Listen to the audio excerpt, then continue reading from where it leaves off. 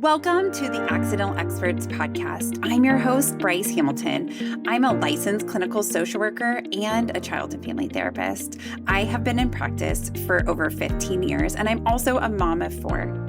So I know the challenges both professionally and personally. I'm so glad that you're here today to grow your parenting toolbox. Please come as you are and be ready to learn. My goal is to make you the accidental expert so that you can raise healthy humans.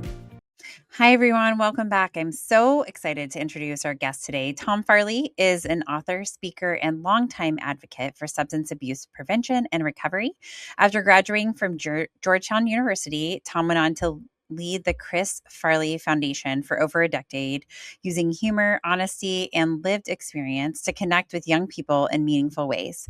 He is the New York Times bestselling author of The Chris Farley Show, a biography honoring the life and legacy of his brother, Chris Farley. Today, Tom works with Recovery.com as a community outreach director and continues to speak nationally about prevention, recovery, and redefining healthy choices. With that, let's welcome Tom. Yeah, good to be here. Thank you for having me. Yes, absolutely. It is a pleasure. Okay, so let's just jump in and start talking. You guys, your family has a history with substance addiction, and you're in a place where you're trying to advocate for recovery and helping people get through. Can you talk to us about your own personal journey and kind of what has brought you to wanting to support people with addiction?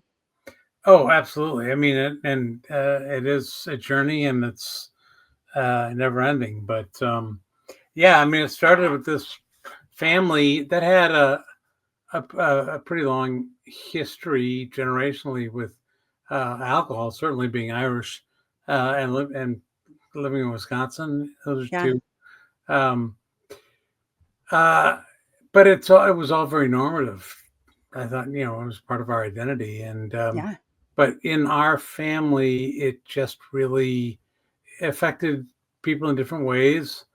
And we started using a lot of things to cope, whatever. And again, I think we probably could have gotten through all of that like a lot of people do. But then when you have somebody that has just a little bit more acute issues, emerge, then it really kind of it unbalances things, and you're like, what do we do with this? And so with our family, we started building all these issues with alcohol first, and then Chris comes along, and then we were worried about that, and not only that, but Chris was, had a pretty amazing career that he was building, and we cared about that. Mm-hmm. And but it's interesting. Looking back, we didn't help him as much as we could have as a family, because I think we were afraid to be open and honest about our own issues. So we made it Chris a problem, and and then when Chris, died from this disease, I knew I had to talk about it. So I started going out and trying to make a difference, talking about Chris's story. And I guess I was kind of making a difference. But along the way, I had, here I was talking to teens, young adults about addiction and drinking and mental health. And yet I was kind of having, all the same kind of, ups and downs that most people have. And so there was some big chunks of my time where I just said, I probably shouldn't drink either. And I was, after thinking that was it, that was all. And yet I was still having the ups and downs. And that, took that was a long time, 5 years sober, 10 years not sober. Until about 7 years ago, I embraced this recovery for myself. And then I started going out and talking about my journey, and Chris is still part of it. And but it's really, from my perspective, now that Sure. not only just my issues, but also what I could have done better for my brother. And, um, uh, and here I am now, in this place that, and not only have I helped myself, I've helped, others in their, journey, what they are doing, but also, just my relationship with my brother. I was able to, separate this addictive brother to this brother that I loved, and I Mhm. didn't have to carry all the emotions, you know, with that one person. If I was, uh, angry about his addiction, that was Chris's addiction. Mhm. It has nothing to do with his brother that I love, and so it really helped me. And then once I started doing that with Chris, I'm like, well, maybe I should give that myself the same grace, you know, Mhm. and not have regret about what I've done. Just embrace kind of what I can do right now and for myself and others. So Yeah, beautiful. yeah, that journey continues, and I'm fortunate that now I'm finally at a place now where I'm actually working at a place where I can help others, and that's just my Mhm. story. It's like, okay, great story. Now what? Mhm. I have this recovery.com, and it also has put me in connection with other people in the field, such as yourself, that I continue to learn more than just having a life experience. Sure. So that's I keep growing there too. Mhm. I love it. I think we're all on a personal growth journey. I mean, I don't think it ever ends if we're willing. Yeah. Well, you know what? It's interesting. I say a lot is I talk about this decision to get, certainly in recovery, this decision to, I call it a gate, and you do all Mhm. this work getting up to, it's like, oh, maybe I shouldn't be drinking, or maybe I should take care of my mental health better, more. And you do, where can I go, and research, and you do all this stuff. And then you get right before that last step of acceptance and say, okay, I'm going to do it. And then you stop because your Mhm. mind goes, I know what my life's going to be like, Yeah. once I go through that door. And that doesn't seem fun. And what I tell people, you freeze because you have all this fear about what's coming. And what I tell people is, like, on the other side of that gate, on the other side of that door, what's waiting there? It's the same pain, the same fear. It's life. Mhm. The difference is, though, on that side, you start to see life getting better, and it was Mm. never getting better before. Mhm. May have ups and downs, but when you look at it, it's like, I'm not going forward. Mhm. And on the other side, in recovery, you start to see that progression, not in your time or how you want it, but if you're honest about it and you're like, this is getting better. Mhm. Yeah, absolutely. Okay, so I think addiction, right? Like we talk about this word and I think it has a lot of weight to different people for different reasons. What does it really mean to you when you think about the word addiction? Um, Addiction it's a physiological thing.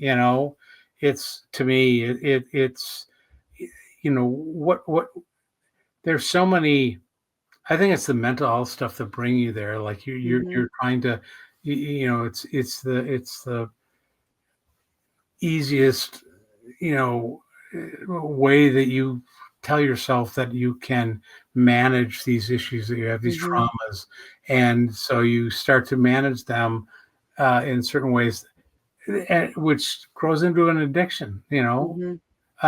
Your body just isn't made for that, and Mhm. so I think there's two parts of it. There's curing yourself of this addiction, and then there's the whole kind of mental health stuff, the journey, the mental health journey that continues to go, so Mhm. that you don't, and even the traumas that you do have, um, they they don't have to be traumas that you have to um, settle, or get answers to, or find ways, because then you just kind of want to numb that again, like you Mhm. did the first time. Sure. Sometimes, like it's great to know what got you here, but sometimes you got to say, okay, yeah, that was a trauma, but this is how I'm going to go forward with my life. Mhm. I can leave some behind, or I can know not to get in those situations again, or what my part in it plays. But it's to me, that's that recovery thing. It's it's really dealing with those things that cause the addictions to grow in the first place. Yeah. Yeah. And me, I'm in a 12 step, in recovery. And again, like if I need to come to meetings every day, and I do like multiple times a week, say I'm Tom, and I'm an alcoholic, I'll do that. Do I consider myself an alcoholic or an addict or whatever? I mean, that was part of it, but I I'm there because I need the connection. Mhm. I need the honesty. I need the gratitude. All these tools that I'm building up. If I got to do this, it is absolutely not about my, history of alcohol or addiction anymore. I mean, at Mhm. first I had to get through all that, but Sure. now it's this, that brought me here. But this life in recovery with all these wonderful tools, um, that I just need the clarity of sobriety to that. That's all it is I got to be. If I want this, I got to be sober. Mhm. Yeah. Okay, so do you think that there's a place in our world or in our society for alcohol? And like, I'm just trying to think about like, can people use alcohol, do you think? Or do you think that it is a tool that is unhelpful? Do you think and I also am thinking about like young adults and teens and their use of alcohol for connection and fun. Tell me Yeah. your thoughts on this. Wow, that's such a great question, and I've thought about that. I've done a lot of podcasts with the sober curious people, or certainly the younger demographics. They want fun. They want to be out. They want, Mhm. and I miss the ambiance of a good, wonderful bar setting. If it's beautiful, especially around Christmas time. Mhm. I love that, and I love the people, but I didn't need, for some reason, it also made me. I couldn't go into those places, for some reason, as my authentic self. Mhm. And that's why when I started to embrace kind of who is this person that I really am, Mhm. um, and actually kind of liked it and realized that other people like that person too, then Yeah.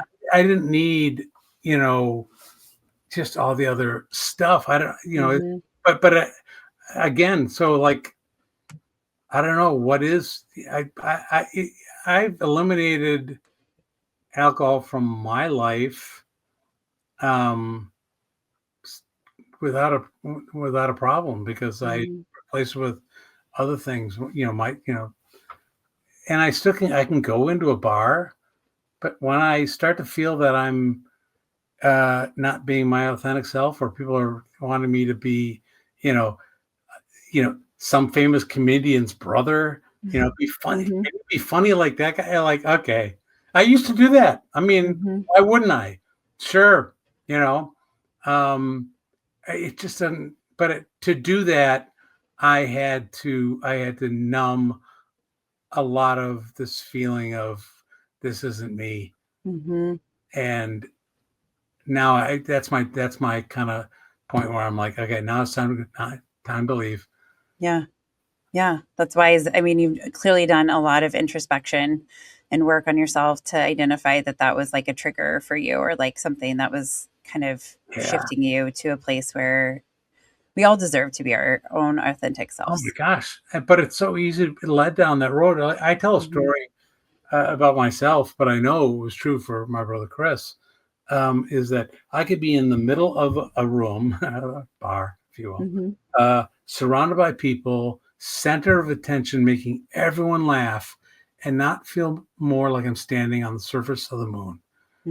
Like, why am I doing this to make everyone happy? But they don't see me. This isn't me. And I get that little glimpse of connection that I want, that attention, but it's the attention isn't for me. It's for something else. And the only way I knew how to deal with that feeling was to numb it. Yeah. And Chris is the same way. When you saw the authentic Chris, oh my gosh, you saw and I wasn't looking for that either as an older brother. But when I got to see it, it was like, wow, I want to be like that guy, not the funny guy. I want to be like that guy. Amazing. Yeah. Yeah. Do you think, I'm thinking about like just in my own life, having ADHD and being a younger kid and liking that center of attention. But then also it was like, I don't want to always stay in that space. Like it gets kind of awkward too, or like when that becomes your role, like, oh yeah, it like, it's sometimes hard to walk away from, because like it is good to have that attention, but it's like fleeting attention. It doesn't like, no, it's not sustaining. I can kind of, I don't know if that's how you felt, but relate to that. Totally. Like when it's like especially when it revolves around humor. It's like I felt like I could never be sad or mad or but that's human to have those emotions. Absolutely. But I'm my last name's Farley. I got to be funny all the time, and and even just when I was unhealthy, we have a bit of a weight problem in my family. But we would make that part of our shtick, when laughing at ourselves. I'm like, no, that's just adding trauma. Like you're doing it to yourself.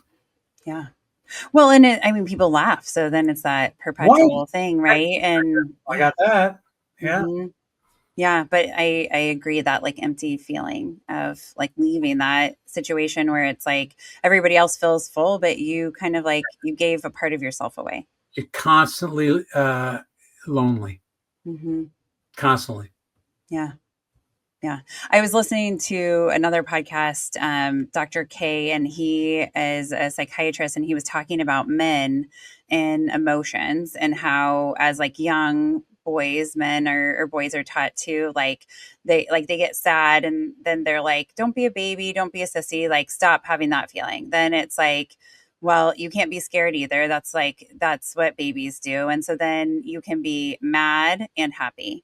And then as you like adult, being mad could be considered, abusive or aggressive. And so like you can't be that either. And so then you end up being only left with happy. Yeah, well, we did that all in my family. We used humor for everything. It's the only emotional response we had. If somebody was upset, we laughed. If somebody was angry, we laughed. If somebody fell and hurt themselves, we laughed. Yeah. Not to be mean, or we just didn't like their pain. We didn't like that hurt somebody that we love, and so we thought our humor could bring them out of it. If somebody was feeling joy in our family, we laughed. That's not even the same thing. We couldn't even go to the positive end. Laughter was our coping mechanism, which turned into a trauma. Yeah. And so it's funny. I tell people, one of my jokes I tell is when I started to learn as a grown adult, part of my journey is the whole concept of vulnerability. For a guy is just like as dangerous as you can get, but I was fortunate or unfortunate enough to, you read one Brene Brown book and that's it. Like, okay, that makes sense to me. Yes. She's making a lot of sense. Yeah. Yeah. Like early in one of her early books, when there's a great story she tells of a man coming up to her, was like, that was a great, talk. Do you ever do work with men? And she goes, no, not really. And he said, well, that's convenient. And that's when she said, holy shit, like, yeah, we have to be on this like big white horse, and all constantly, and we can't fall off that horse. It's tough for men, because we were fed this, and that's not necessary. Yeah. Well, and totally. And the vulnerability piece. I mean, I think I like thinking about my dad, like the pieces that I appreciate probably most are knowing that he's not perfect. Yeah. Right. Like I think it's like, it's okay. Like if my dad's messing up sometimes and like he's figuring it out, I can do it too. Yeah. As long as you're honest about it. But it's hard to be honest about that piece. Well, it is. And what I tell people about vulnerability is, it's just like honesty. At first it's brutally hard. But you lean into it, and all of a sudden it's just like this, it just falls off of like this wonderful like feeling of like that you get, if you continue down that path. And it's kind of human to like first sign of pain, you back off. Yeah. But with vulnerability, I say like keep leaning in, and the rewards come. Yeah. Well, and the authenticity of the relationships, right, that you have, just and to know that I think one of the things that I think is plaguing our young people right now is they have these relationships, we'll say, but they're like online relationships, not all of them, but the people that they would call at 3 a.m. to be like, dude, I need you. Like I'm in trouble or I need somebody. You can't have that if you're not vulnerable. Yeah, absolutely. Absolutely. And one of the hardest things as a father was doing that with my kids, is making amends or admitting my faults, which no surprise to them, like they knew that, like, yeah. Yes. And I was our kids are be this, they finally, Dad, you woke up, and but that was hard, and but and it's funny, but it takes work. I remember when I first got into recovery, one of my daughters said, "Oh, Dad, you're always like this." I'm like, not anymore. Aren't you seeing this? Come on. Like, I'm changing. I'm trying to change, like, because I'll always be that dad. I'll always be that person that caused all that stuff. But little by little, it's not in your time, Frank. It comes when it comes. And, but when it does, even though it's fleeting, when somebody you care about sees that, acknowledges it, oh man, that is just, there's no other feeling like that. That's fair. Yeah.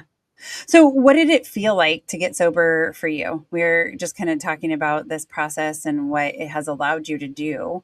But like, what was the process like for you to get sober? And why do you think it's so hard for teens or young adults to step away from alcohol, even when they want to?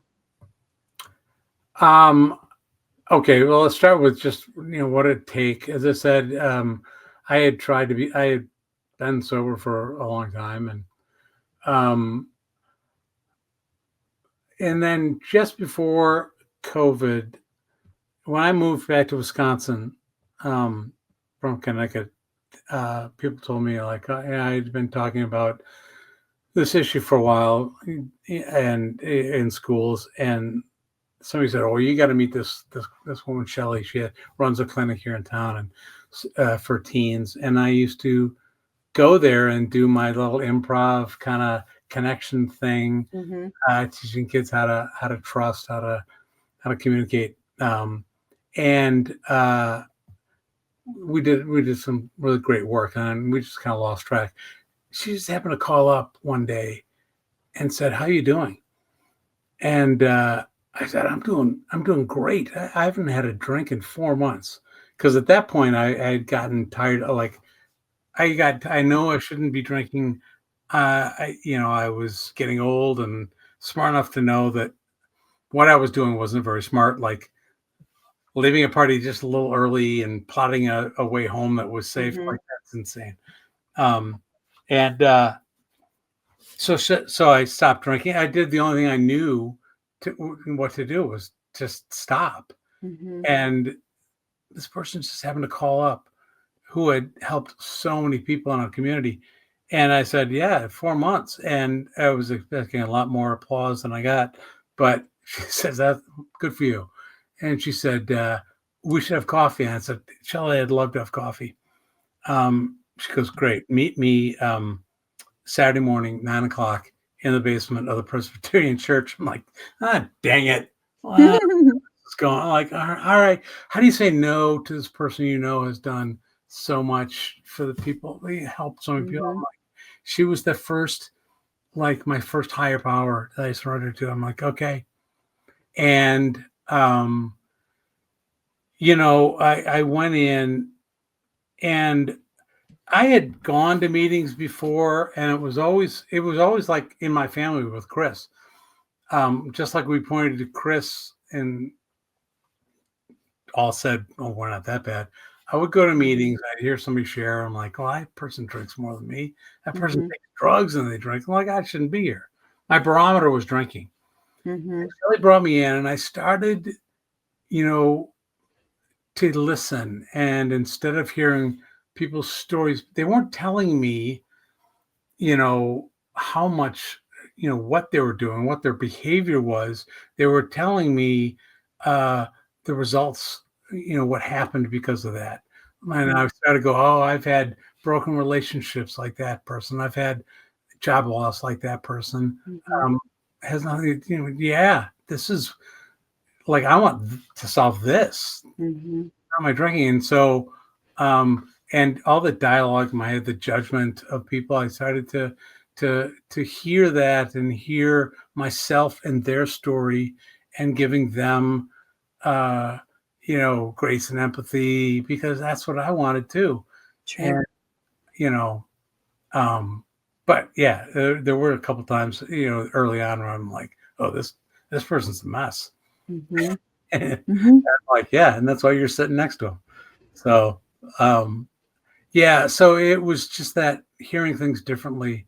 Um, and I think why is it so difficult to give that up? Because it's you want connection, you want to be relevant, um, and that and social. And, and we've watched the adults in our lives, this is what they did. So when you're coming into adulthood, you think, well, this is now I get to do this. That's that's why there's such a big thing about like, oh, where are you going when you turn 21 tomorrow? Where are you going? Where are you having your first legal drink? I'm like, really? That's the first thing in your mind? So I think it's difficult because we think it's normal, and we've got to start telling ourselves that,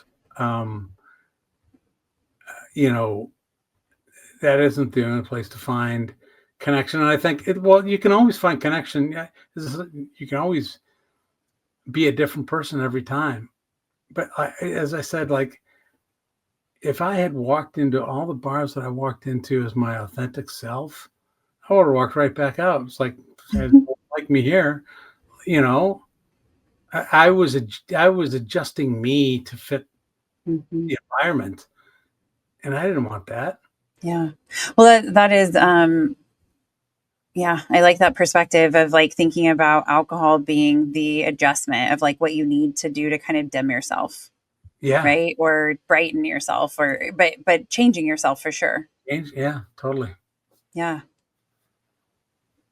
So I'm thinking about also teenagers and binge drinking. Will you define binge drinking for me? Well, that's exactly what I was. I was, the weekend, I could get through, Monday, Tuesday, Wednesday, whatever, Thursday, uh, because, I had, certainly it was I went to a pretty academic school. I was surrounded by smart people. I wanted to be smart, so I did that. Then my career started and my family started. I had a lot of distractions, but like when I needed to kind of manage my emotions or whatever you call it, like once I started, there's no off switch. Mm-hmm. Once it was go time, there was no um turning back for me. It was the race is on. Yeah, I just I couldn't moderate that at all for some reason. Mm-hmm. Yeah. So lots of drinks in a short period of time. And that's kind of how you did your weekends. Yeah.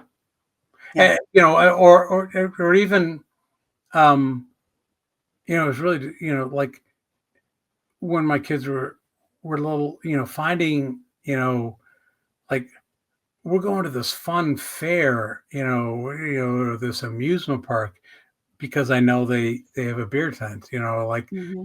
I couldn't be there for my kids. I kind of was, but I couldn't do it without I was happier with a beer in my hand.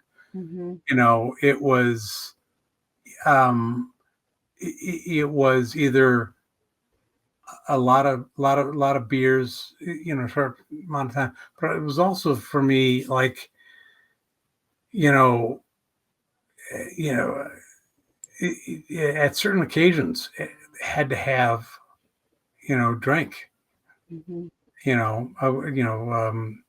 that was, and finding those um, opportunities that I can do both. Mm-hmm.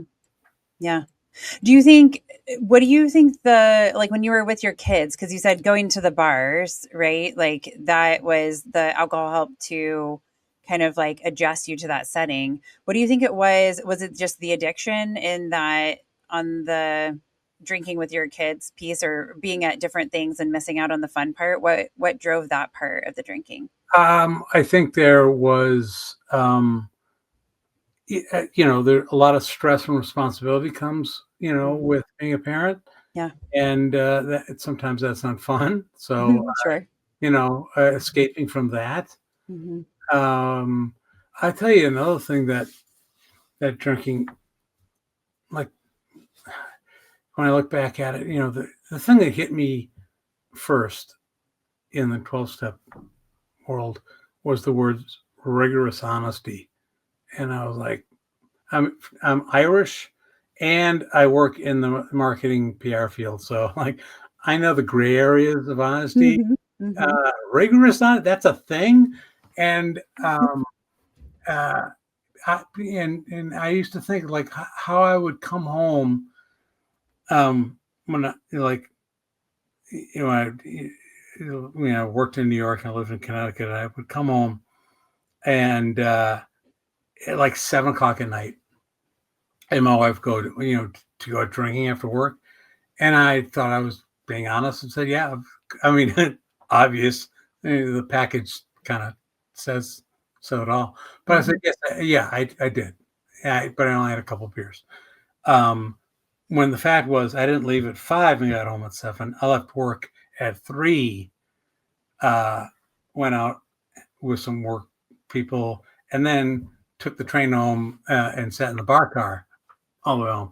Hmm. So, and I knew that, and so did she, Hmm. and it wasn't said. So it just how it eroded that trust. I didn't see till Hmm.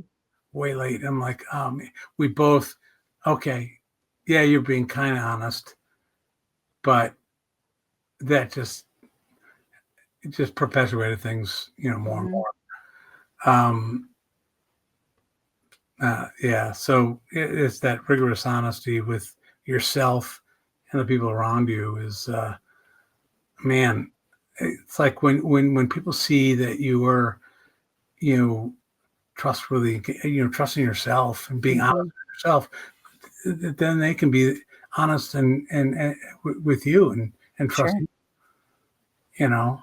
But I was not showing that. I was showing kind of that. Hmm. Well, I mean, vulnerability, back to that part of like being really, really honest, that brutal honesty, I think is part of the recovery process, but very hard because then you have to be honest also with yourself about what you're doing. Because I think the people around us, maybe they don't know all of it, but they know what we're doing. They know Of what course, right? yeah, Like they observe our behaviors, especially our children, right? They're like looking at us and they know way more than we give them credit for. Um, but that honesty towards ourselves is also very challenging. well, it is, but it also, I say, it opens up to two other kind of strong pillars of recovery, which Yeah. are gratitude and Hmm. humility. You get those too. You Yeah. know, you're grateful Hmm. for like what you've given yourself. That's Hmm. and and this humbleness, like that feels good. That feels really good. Yeah. Yeah. Yeah. I love that perspective. Okay. So recovery is obviously, like we're talking, is not one moment, right? It's a series of a million steps towards being sober. What do you think it takes to stay in recovery?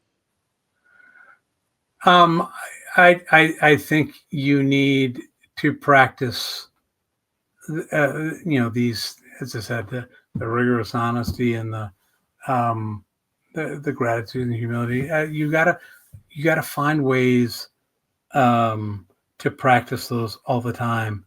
For me, that's a 12-step, program, Hmm. but it's also talking to people. It's I like to say, you know, and how you got to tell your story, you Hmm. know.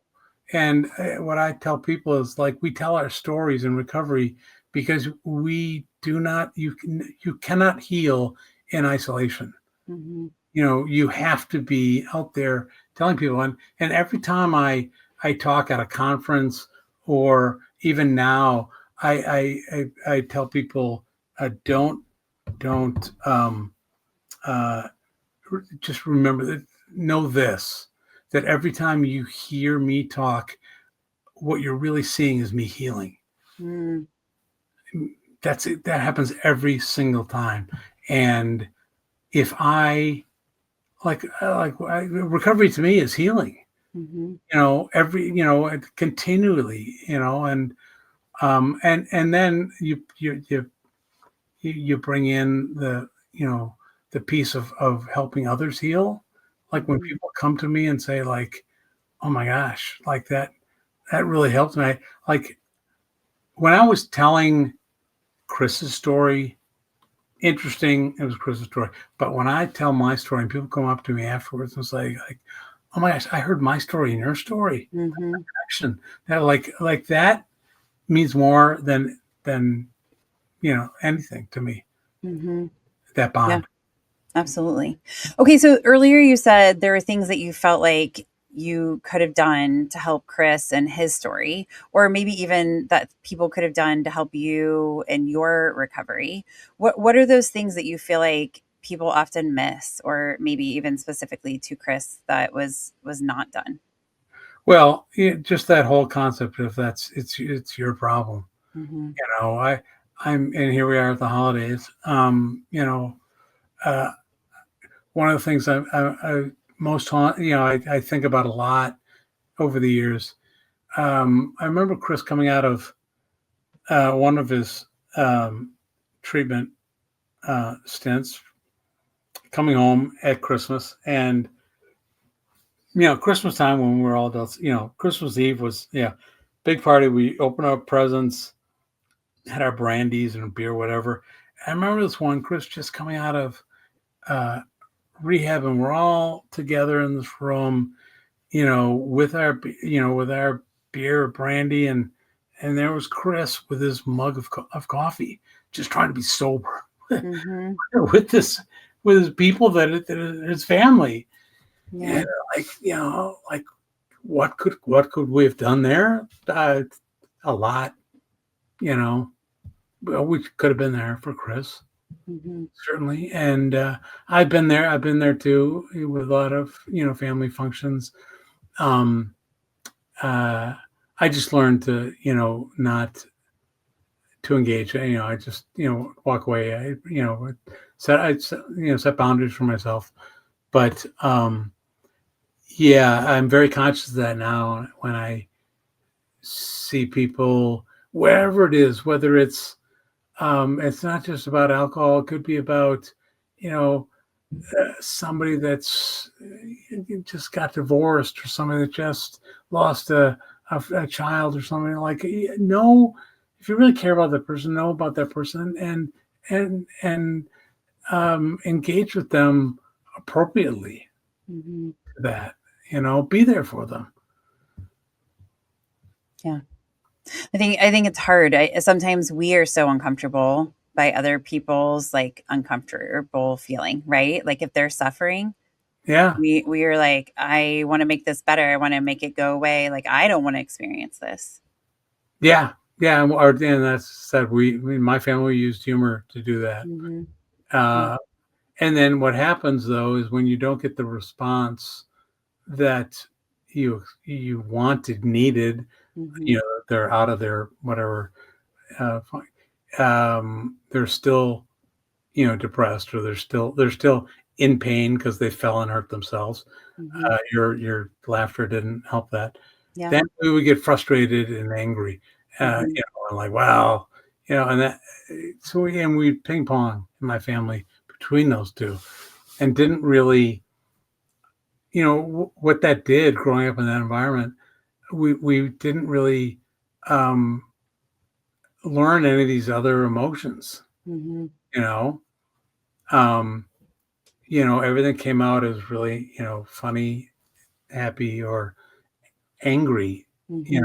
like, and, now people say, like, why are you so angry? I'm like, I don't know. Like, I'm not. Like, I guess I'm more depressed, or Mm-hmm. frustrated, or like call it what it is. Like, first of all, know what it is, and then like own it. But Mm-hmm. it doesn't all have to be angry. It doesn't all have to be hysterically funny. Mm-hmm. Well, and sometimes it's complicated because it's not just simple, like frustrated, right? It's like, A lot. it's a lot of feelings together that makes it complicated too. So it's not just frustrated. It might be disappointed and shock and whatever, right? Like you're kind of just scooping the feelings on to the ice cream cone per se, but like it sometimes is harder to decode when it isn't something so simple like anger. And I've learned, and again, it's hard, but to just openly say, like, oh, that really makes me frustrated.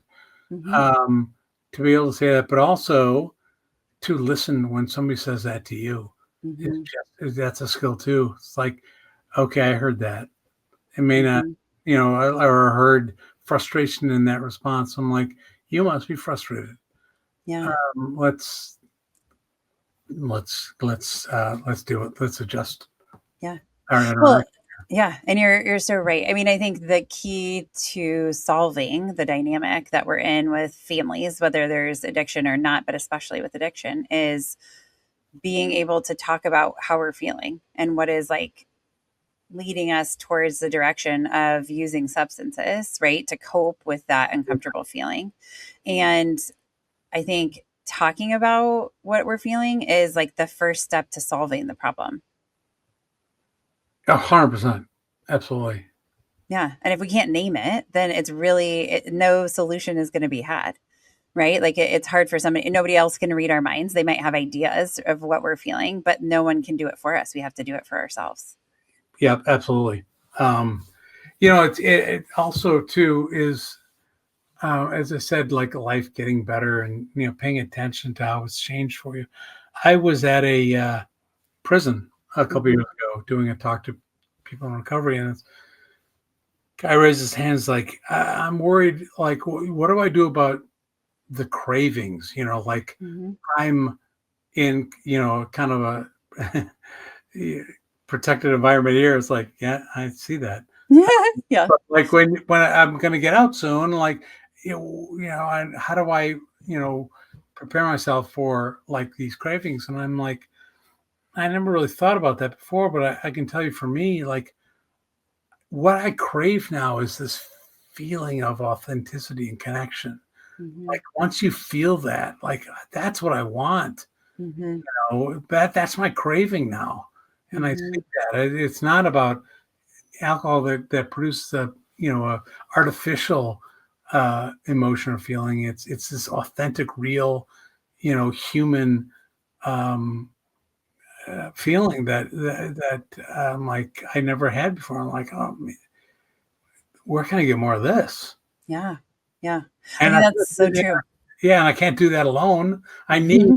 people so Mm-hmm. finding those people where you have that is that's part of the fun part of the journey too. I know where not to find it. Mm-hmm. Those, Mm-hmm. I know people that are going the opposite direction. I know where they all are. Yeah. But finding people and just connecting in just interesting ways. Yeah, Mm-hmm. Yeah. that's Do you, a gift.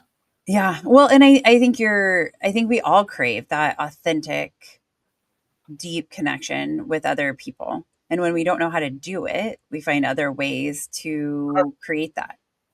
Yeah, and for a little while, you didn't replicate it or find it or get closer to it.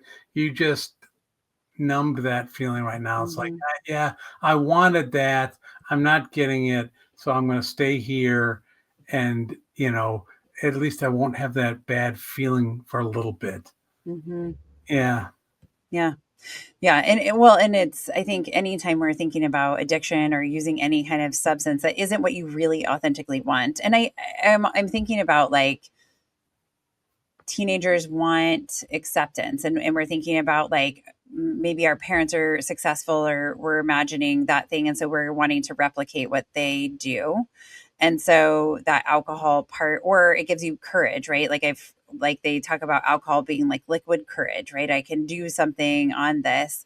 And, and maybe I'm like thinking now, like, I mean, I've thought this before. If you need that to do the thing that's scary, maybe you're not meant to do that thing.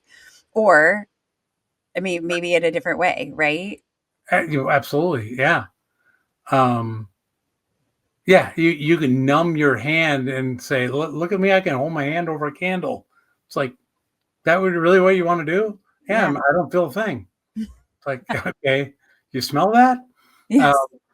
uh, but um, what I like to say is in just going, the treatment and recovery kind of conversation is like treatment's necessary for that addiction piece, and Mhm. clinicians do such a great job. They found somebody in the middle of the deep end of the pool drowning, Yeah.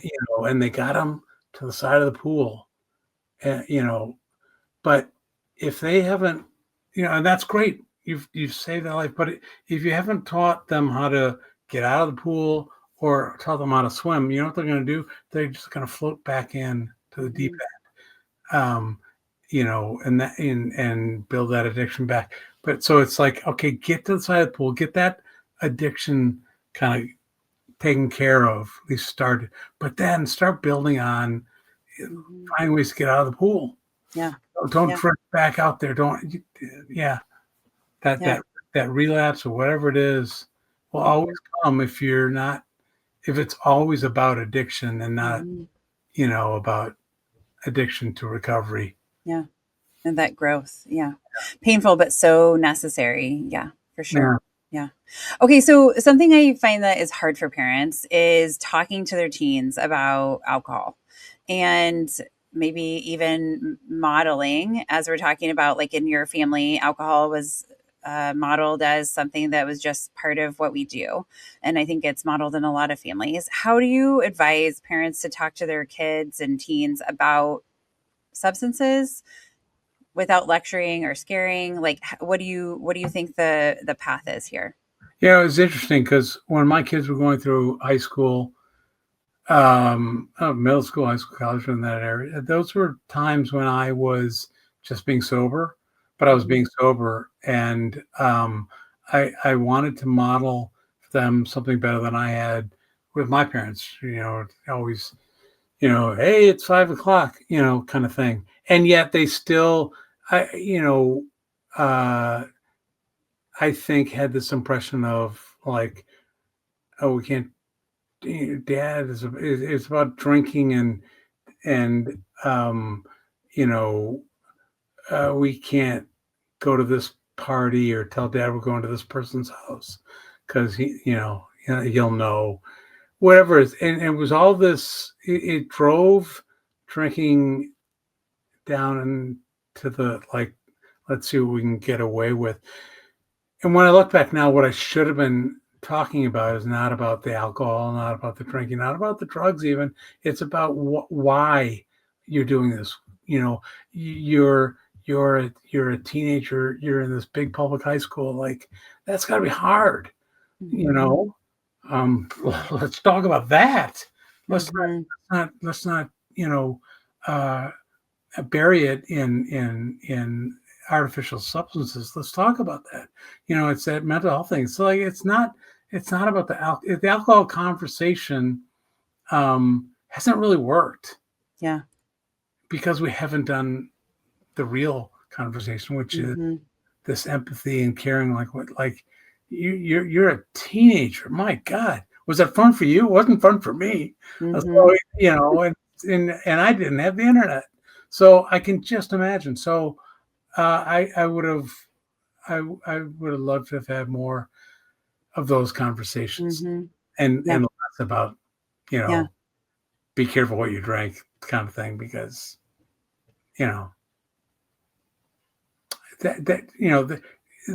then you're saying, okay, you're leaving up to them to what's the proper amount to drink, or what should I drink? I'm like, no, like, how are you feeling? Like, what are you going through? Like, those are things that you can think about. Yeah. Talk about. Yeah. I think it's hard for parents because sometimes, they haven't dealt with their own things. So then it's challenging to help somebody else. Yeah, it's hard to teach somebody to swim when you're drowning. Yeah, totally. And there's guilt, and you don't want to be honest about, what you did, and you can't be telling somebody, a teenager, like, if you had a tough day at school, let's talk about that, blah blah blah. But then you walk in the house at 6 o'clock. It's like, God, I had a horrible day at work. Where's the scotch? Yeah. Like, you can't do it either. You got to model that as well. Yeah. Yeah. So it's really calling us to be very accountable. And I think, something that stood out for me, we like in the summertime, we'll drink margaritas. And my 3-year-old was like, I can't wait until I'm a grown up so I can drink a margarita. And I was like, oh shit. Like, my 3-year-old is thinking about this part of like, I can't wait until, because he was like, can I have a margarita? And it was like, well, no, this is only for adults. And right. And so it's that hard part of like, that really called me on the carpet of like, we aren't drinking that many margaritas, but like, what model do I want to be having for my 3-year-old, my 7-year-old, my 9-year-old, my 13-year-old, of what do grown-ups do in the summer? It's funny. We took our kids on a Disney cruise when they were in middle school, high school, and the first, like, as soon as they got on board, they're like, "Can we get a virgin daiquiri?" Or I'm like, "No, I'm not going to have you walk around." But I didn't tell them why. I just like, no, that's pretending is, that's not good. But I kind of told them why. I didn't think it was right, but yeah, but it's hard. It's everywhere. It's so normalized that, course, people like can't wait to have this kind of fun. Yeah. Yeah. Well, and I mean that you bring up such a good point of like the virgin drinks, or now there's a big movement to have, things that are mocktails. What do you Yeah. think about that part? Well, it's fine, but if whether it's a mocktail in your hand or a real cocktail, if you're in an environment where you're not being yourself, Mm-hmm. like I think if I went down that road and like I would go into bars and I would still act like somebody's brother, like, Mm-hmm. hey, the behavior's the same, you know. Mm-hmm. That's the thing that you're just um you're masking that some people will, as I said, for younger people that you know they're just coming into it, that could be, you get the environment and the social aspects of it in a safe way, but I don't know, I just think, pretending to be something isn't that far, away from actually being that thing. Mm-hmm. Yeah. I mean, I think there's certainly things that work for different people, but I do think it's a bit tricky, right? Like I think about myself, in high school, like going to parties, and I was like, I don't really want to drink. But if you don't have a drink in your hand, then everybody asks, do you want a drink? Or why aren't you drinking? Right. Like for me, that was my experience. And so I would just have like a drink and I would carry it like the whole time. But like just this conversation has helped me to see like the desire that I had to fit in, right? The desire I had to be like relevant and um, something, but like we're all relevant and special and important, even regardless of all of those things. Absolutely. And how do you know what that is until you explore it? Like, let people Hmm. see that. Yeah. Like, I didn't, there was so much self-doubt, Yeah. fear of finding, of, showing people that person. Hmm. Um, that was another thing that I didn't like, kept me from, you know, uh, you know, bringing that person out, is the fear and self-doubt. So like, I'll just know it Yeah. on it. Yeah. Yeah. For sure. Okay. What do you think? Is there anything that you feel like you have done, or you think that the recovery.com movement is, or program is doing, that is more effective than what we have done historically? Well, what I love is that, it started out as this, finding treatment. Hmm. What's the right treatment for you? Instead of, and coming from the treatment side, it's hard not to, uh, we need to fill beds with anybody, but like, you're really good at this. Find those people. So Hmm. it's for providers, it's helping them get the right person in that bed. But for people that are seeking, find the right treatment for you. But more than that is the recovery side that we started, all the content that we've put out on, explaining what is depression, what are signs Hmm. of things. And what I love is like when you have to go to treatment, before you were kind of pushed.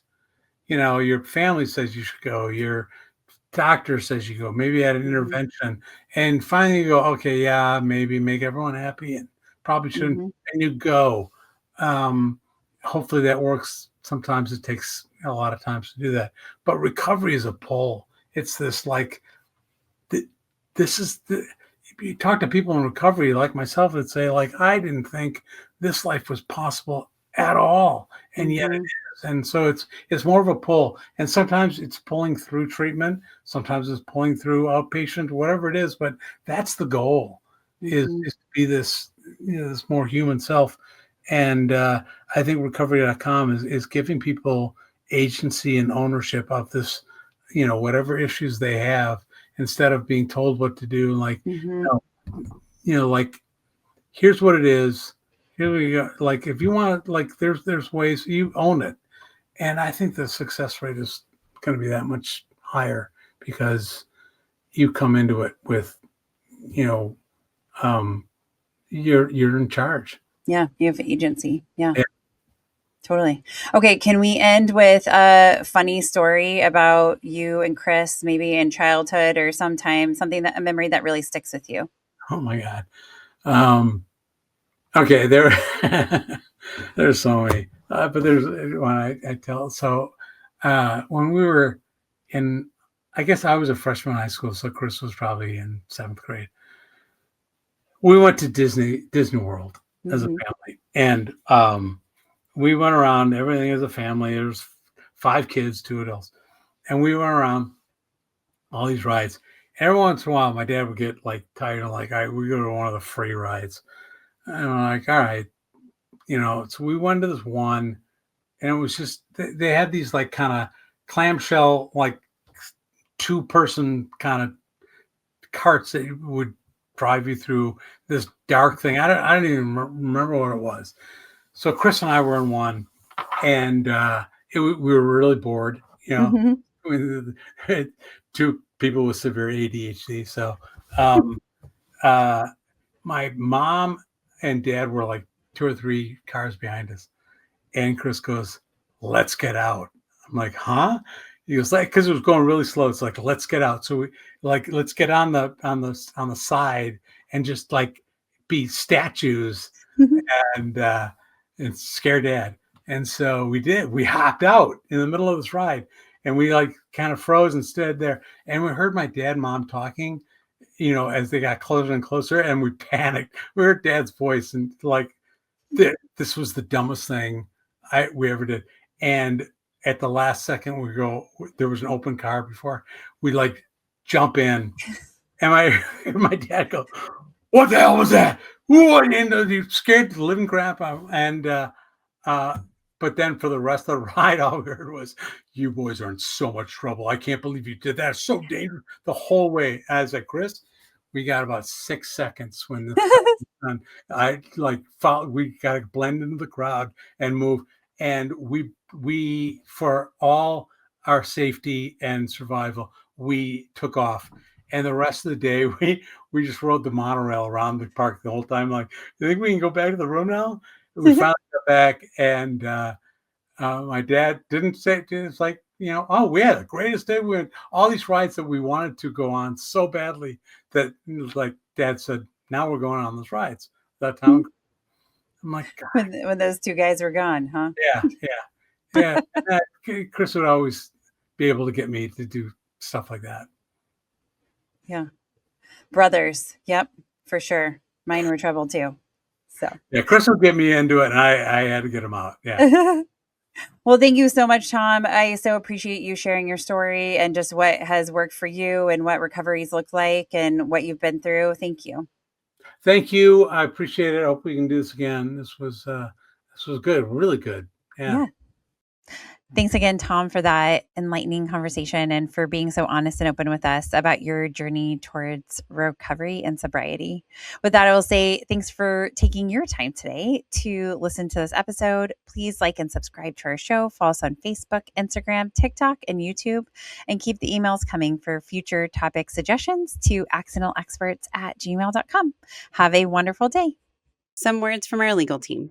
The information presented in this podcast is not intended or implied to be a substitute for appropriate professional advice, diagnosis, or treatment. All content, including text, graphics, images, and information contained on or available through this podcast, is for general information purposes only. This podcast makes no representations and assumes no responsibility for the accuracy or information on or available through this podcast, and such information is subject to change without notice. You are encouraged to confirm any information obtained through this program with other sources and review all information regarding any condition or treatment with the appropriate professionals. What we're saying is, yes, I am a real therapist, but I'm not your therapist.